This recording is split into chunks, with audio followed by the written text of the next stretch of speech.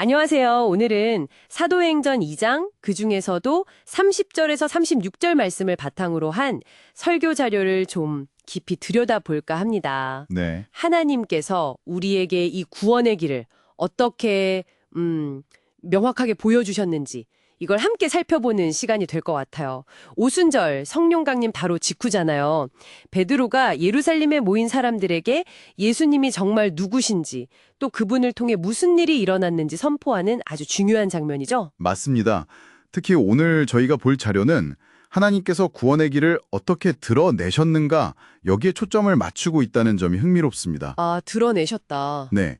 베드로가 왜 그렇게 존경받던 다윗 왕의 시편까지 가져와서 예수님의 부활, 그리고 그분이 주와 그리스도 되심을 강조했는지, 그리고 그게 우리가 찾는 구원과 무슨 직접적인 관련이 있는지 그 핵심을 한번 파헤쳐 보겠습니다. 좋습니다. 그럼 먼저 그 설교 배경부터 좀 짚어볼까요? 성령 강림 후에 제자들이 막 방언을 하니까 사람들이 놀라기도 하고 또 어떤 사람들은 저거 술 취한 거 아니냐 이렇게 오해하는 상황이었죠. 네, 그렇죠. 혼란스러웠을 거예요. 그때 이제 베드로가 딱 나서서 외친 핵심 메시지가 이거였어요. 예수가 바로 그리스도시다. 네. 근데 당시 유대인들에게 그리스도는 정말 오랫동안 기다려온 메시아, 구원자였잖아요. 그렇죠. 민족의 염원이었죠. 근데 십자가에서 그렇게 처형당한 예수가 어떻게 구원자일 수 있냐, 이런 의문이 당연히 있었을 것 같아요. 설교 자료에도 나오죠. 십자가 죽음 때문에 사람들이 예수를 구원자로 잘 인정하지 않으려고 했다고요. 바로 그 지점에서 베드로가 아주 단호하게 선언하는 겁니다. 다른 길이 없다. 오직 예수만이 그리스도다. 그리고 그 예수를 통해서만 우리에게 구원이 온다. 이렇게요. 네. 여기서 또 하나 생각해 볼 점은 이 설교에서 말하는 구원이라는 개념이요. 우리가 보통 생각하는 것보다 훨씬 넓다는 거예요. 아, 구원의 의미가요? 네. 그냥 단순히 죽어서 천당 간다, 자료에서도 인용했듯이 그것만을 말하는 것이 아니고요.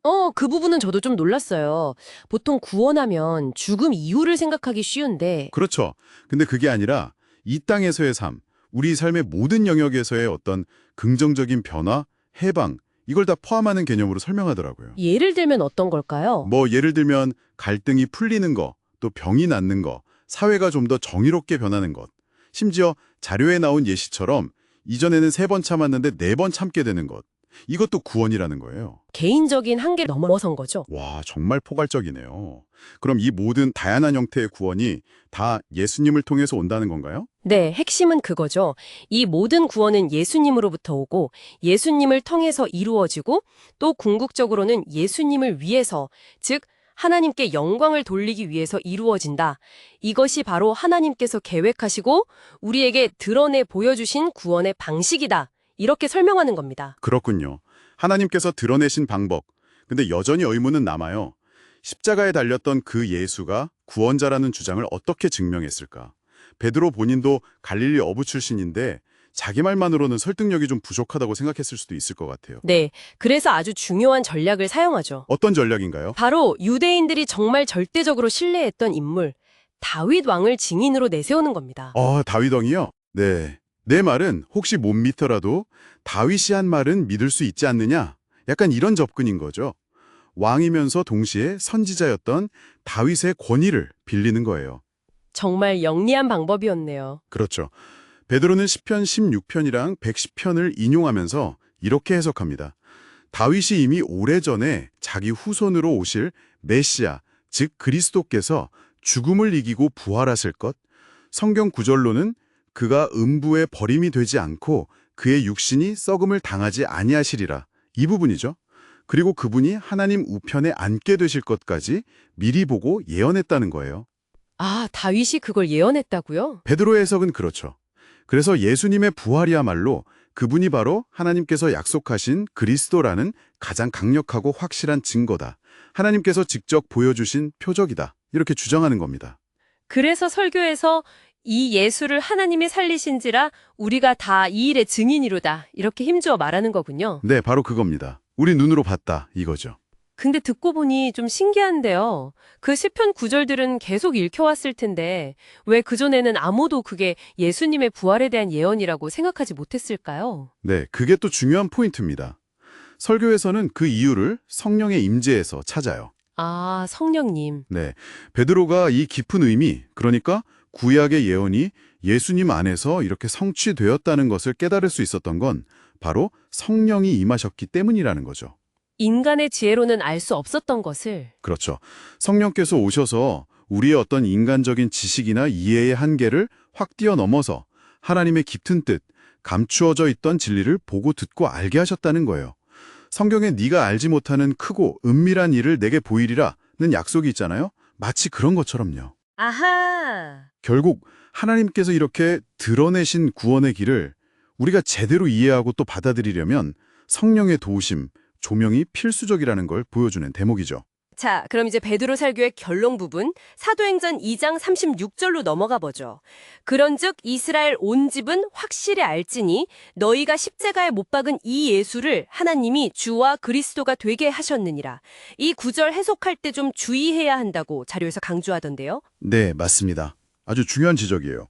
왜냐하면 자칫 잘못 읽으면 이 구절을 마치 예수님이 그 순간에, 그러니까 부활 승천하신 그 시점에 비로소 신적인 존재, 즉 주님과 그리스도가 되셨다, 이렇게 오해할 수도 있거든요. 아, 원래는 아니었는데 그때 되셨다 이런 식으로요? 네, 실제로 초기 교회에서도 그런 해석 때문에 논란이 좀 있었고 예수님의 본래 신성을 부정하는 약간 이단적인 주장으로 이어질 위험도 있었죠. 그래서 설교에서도 분명히 짚어주죠. 요때 드러내셨다는 것이지 요때 하나님이 되셨다는 말이 아니에요. 그럼 올바른 의미는 뭔가요? 되게 하셨다는 말의 뜻이? 그건요, 본래부터 하나님이셨고 본래부터 메시아셨던 예수 그리스도의 그 정체성, 그분의 신성과 권위가 이제 그분의 십자가 죽음, 부활, 승천, 그리고 성령 강림까지 이어지는 이 모든 사건들을 통해서 모든 사람에게 아주 명백하게 드러났다, 공적으로 확증되었다, 이런 의미로 이해해야 합니다. 아, 그러니까 원래 가지셨던 신분과 역할이 이 사건들을 통해 공식적으로 선포되고 증명되었다는 뜻이군요. 정확합니다. 하나님께서 이 모든 과정을 통해서 자, 보아라. 너희가 십자가에 못 박았던 바로 이 예수가 내가 약속하고 보낸 주와 그리스도다 라고 온 세상에 선포하시고 증명하신 거죠. 즉, 하나님께서 예수를 통해 구원의 길을 활짝 열어서 우리 눈앞에 드러내 보여주셨다.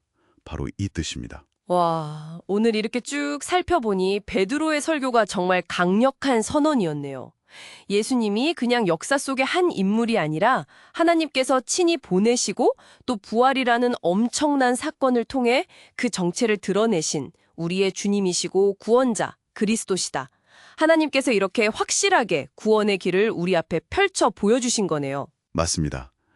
결국 구원을 얻는 길은 바른 데 있는 게 아니라 하나님께서 다윗의 예언, 예수님의 부활, 그리고 성령의 조명까지 동원해서 이렇게 명확하게 드러내신 그분, 바로 예수 그리스도를 믿고 받아들이는 데 있다. 이것이 오늘 설교의 핵심 메시지였습니다. 네. 오늘 저희가 함께 나눈 이 드러난 진리가 지금 듣고 계신 여러분께는 어떤 의미로 다가오는지 궁금하네요. 어쩌면 이 지식을 넘어서서 실제 여러분 삶에서 만나는 크고 작은 어려움들로부터의 구원, 그 실제적인 경험을 위해서 이 진리를 어떻게 붙들어야 할지 잠시 고민해 보시는 것도 참 의미 있는 시간이 될 것 같습니다.